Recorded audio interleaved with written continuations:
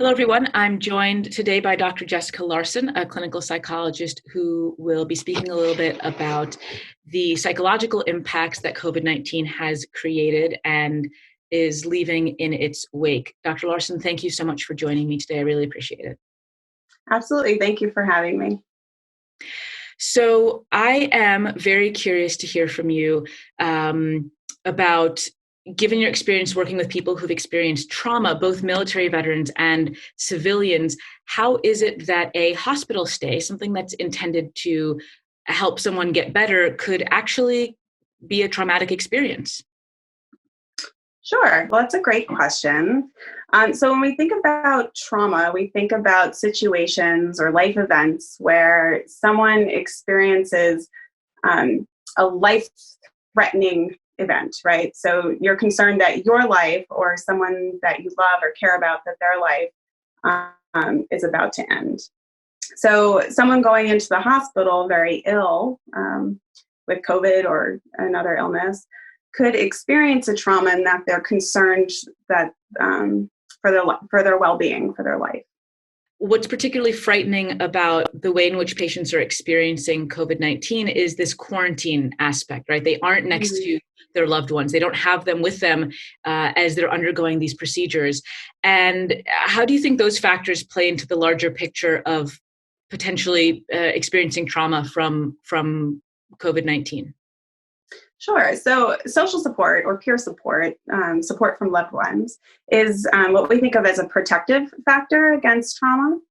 So it's one of the factors that would mitigate stress in a traumatic experience. So things like having family members or having loved ones, having a supportive medical person with you during a medical procedure can really help the patient feel more relaxed, feel more calm, feel more supported. So with COVID, because the patients are not able to have family members around or supportive people around, it's likely to make the subjective experience, make the subjective experience, or the experience from the patient's perspective, more stressful, right? I don't have anyone to rely on. I don't have anyone to advocate for me. I don't have anyone, listening on my behalf and trying to support me and making sure that, my well-being is looked after. So with these patients, it makes a lot of sense that they would be experiencing possibly like more stress because they don't have family members, loved ones, friends, supporters with them. So let's say that someone has come back home and we are so relieved that they are safe. They've joined their family or those that care for them back home, but family members are starting to notice that things really aren't okay. What might be signs to look for that someone is struggling emotionally or psychologically after returning home from an extended hospital stay? Sure. So, in the immediate aftermath of something like this, it's actually kind of normal to have a response where you're feeling a little bit different. You might feel a little sad or withdrawn. It might be difficult just to get back to your normal routine, especially if if you're having physical symptoms still or pain. It can be difficult to get back to your normal life just because of the physical piece, but also because of the emotional piece, right? You've just been through something that was incredibly scary or frightening, and been through it alone to make it even more difficult. So sometimes people start to question kind of the meaning of their life, their relationships. It can be a moment where just the meaning of your life, you start questioning. So if you're a family member or friend of someone who's just been through an intense hospital experience with COVID, if you notice the person seems sad or tearful or weepy, if they seem to withdraw from you or, and others too, although given all of the social distancing we're doing, it might be kind of, difficult to assess that, right? Is the person withdrawing from me or are they just being mindful of social distancing? So if you see them withdraw, if you see them seeming a little bit more anxious. So kind of alert or like nervous in situations, you know, trying to avoid situations where they're leaving the house. Although again, we're sort of in a situation where we're being asked to do that. So I don't know that that's another good example of kind of assessing. But if they seem different, and if those symptoms go on for more than a month to 6 weeks, then that's when we start to really get concerned about sort of post-traumatic stress disorder. In the immediate aftermath, it's sort of normal to feel some of those feelings, but what we know is that a majority of people actually naturally recover from a traumatic event like that. But a small percentage, somewhere between 15 to 25% of people will go on to have enduring symptoms, and that's when we start to think about post-traumatic stress disorder and to think about getting treatment for PTSD. And it's really valuable to hear, and I'm looking forward to getting a couple of resources from you that we can include on the site to make sure that family members and folks who've experienced COVID-19 know how they can get help if they feel like they might need some additional support. As a physical therapist, I view health through the lens of movement and exercise. But as we know, the mind and the body are deeply interconnected. Do you feel that someone's mental health, or do you know from the literature and the research out there, does someone's mental health impact their physical capabilities or their ability to recover physically? And if so, how is that? So yes, the mind and the body are interconnected. And what we know is that stress and anxiety, depression, and trauma actually can really negatively impact people's physical health. It can also impact your immune system, interestingly enough. So, people who have anxiety, depression, mental health challenges may actually be more predisposed to getting infections. And then in terms of recovery, it's really hard when you're depressed or you're feeling anxious. It can be really hard to get up out of bed and go to your therapy appointments and maintain those kinds of rigorous schedules that you need to in order to physically recover from an injury. And so, people with mental health challenges may not recover as well as those without them. I want to pivot a little bit and ask you about a topic I've been seeing just a bit in the news showing up. You and I live right near New York City. It's the epicenter of this coronavirus pandemic.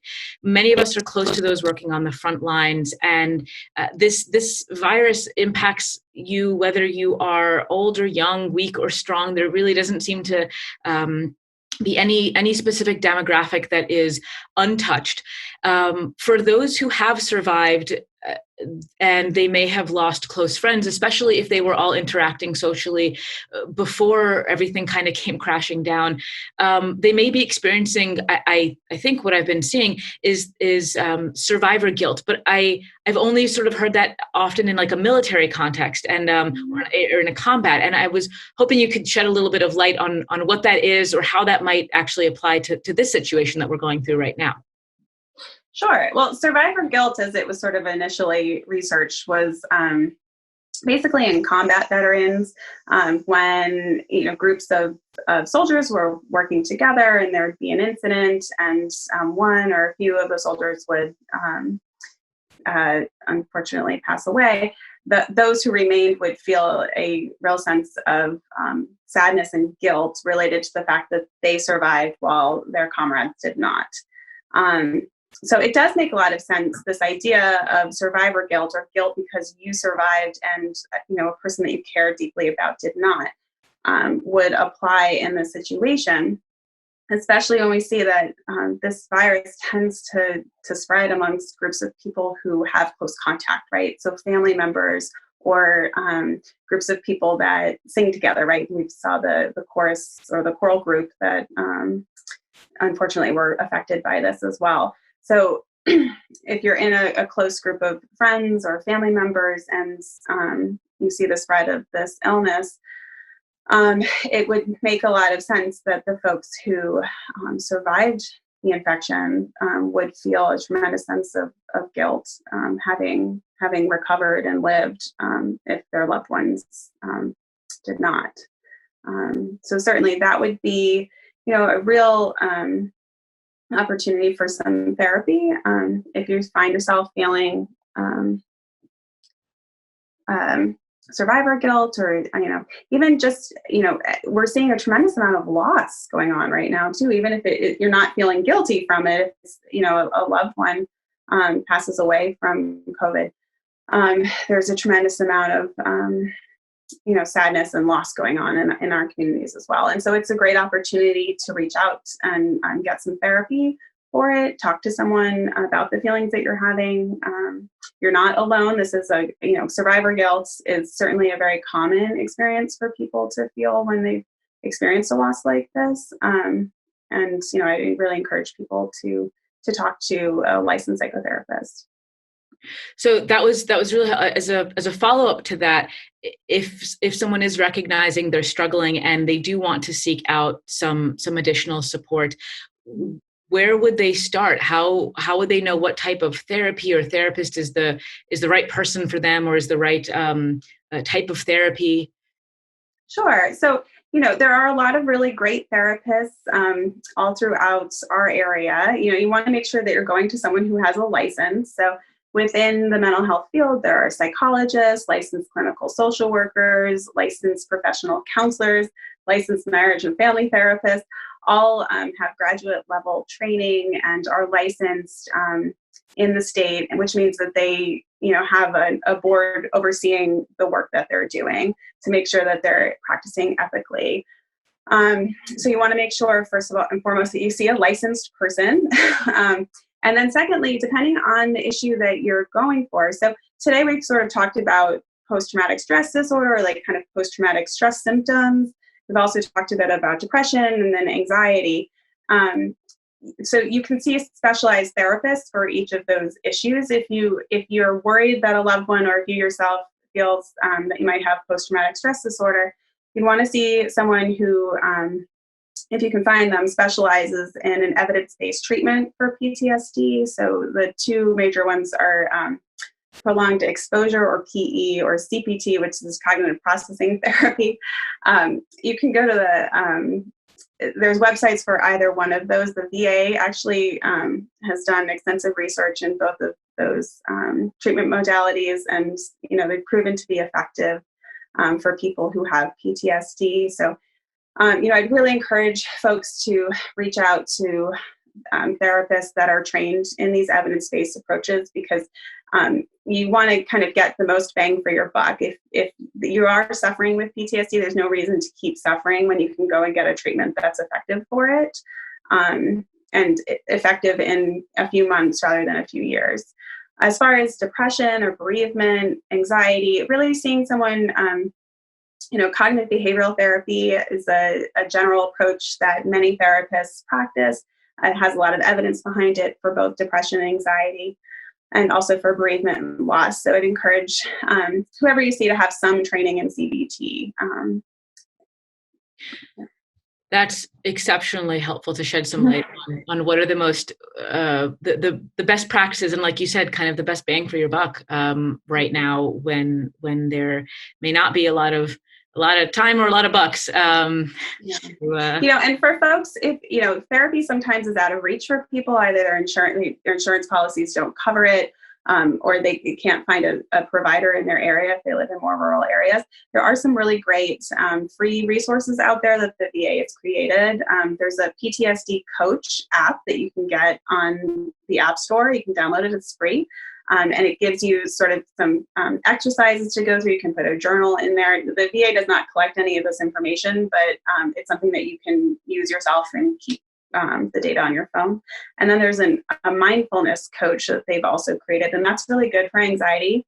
It helps you with sort of like relaxation strategies. What we call mindfulness is kind of being in the here and now, bringing yourself to kind of present focused awareness, and helping to bring down your arousal levels so that you can remain calm. So both of those apps are available for free. And I really encourage people, as sort of like a first step, if you're not sure if you want to start with therapy or you just can't get access to it, to download those apps. That's great. I'll make sure to include links to those in our resources section as well. Dr. Larsen, I know you have to get back to your own patients that you're working with. And do you have anything else to add that might be helpful for folks to know on their journey back to health? Just stick with it. It's our minds have an amazing way of recovering when we just take the time and be patient with ourselves. And um, I know a lot of people are really hurting right now, and I think we can all feel that. But if you can, draw on the strength that you have and draw on the people around you, and certainly seek out therapy because it can really be life-changing. Dr. Jessica Larsen, thank you so much for taking the time today to speak with me. This has been very insightful, very helpful, and I hope will be an excellent opportunity for folks at home to get connected to the resources and the information they need, so that we can heal from this pandemic that we're all experiencing right now. Thank you so much. Thank you.